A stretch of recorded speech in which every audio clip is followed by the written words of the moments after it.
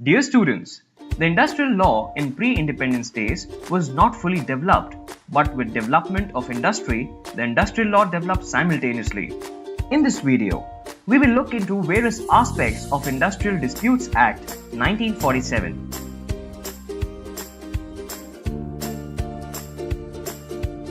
Some of the distinguishing features of the Industrial Disputes Act 1947 may be summarized as under. Number 1. The Industrial Dispute Act 1947 encourages arbitration over the disputes between employers and employees. Number 2. Several terms are clearly defined under this act, and the definitions of employer, industry, strike, lockout, layoff, retrenchment and closure, public utility, wages and workmen are important.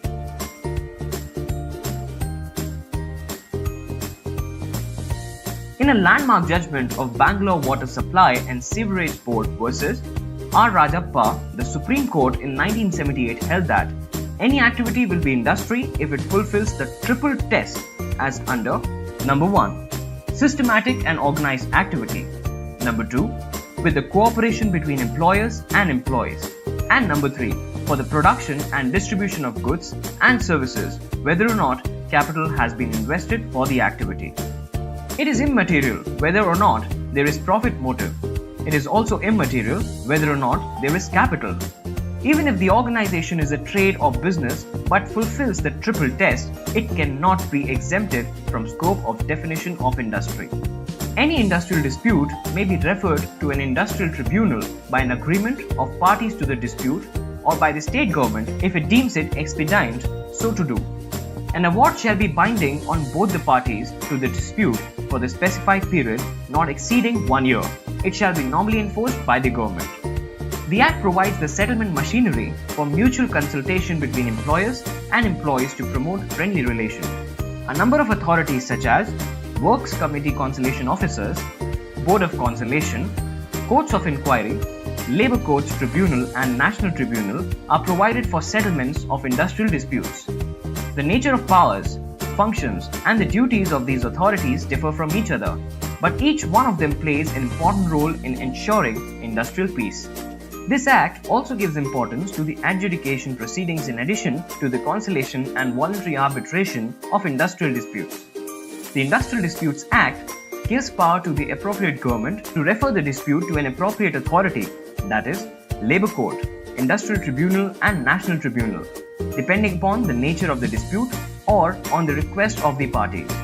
There are some restrictions laid down in the Act relating to the right to strike by workers and lockout by the employees.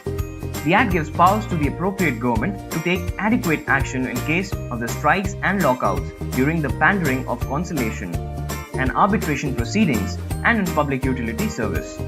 Strike and lockouts are prohibited during the pendency of conciliation and adjudication proceedings, during the pendency of settlements reached in the course of conciliation proceedings, and during the pendency of awards of industrial tribunal declared binding by the appropriate government. In public interest or emergency, the appropriate government has the power to declare the transport other than railways, coal, cotton, textiles, foodstuffs and iron and steel industries to be a public utility service for the purposes of this Act for a maximum period of 6 months. In case of layoff or retrenchment of workmen, the employer is required to pay compensation to them. Provision has also been made for payment of compensation to workmen in case of the transfer or closure of an undertaking. Students, in this video, we learned about salient aspects of Industrial Disputes Act 1947.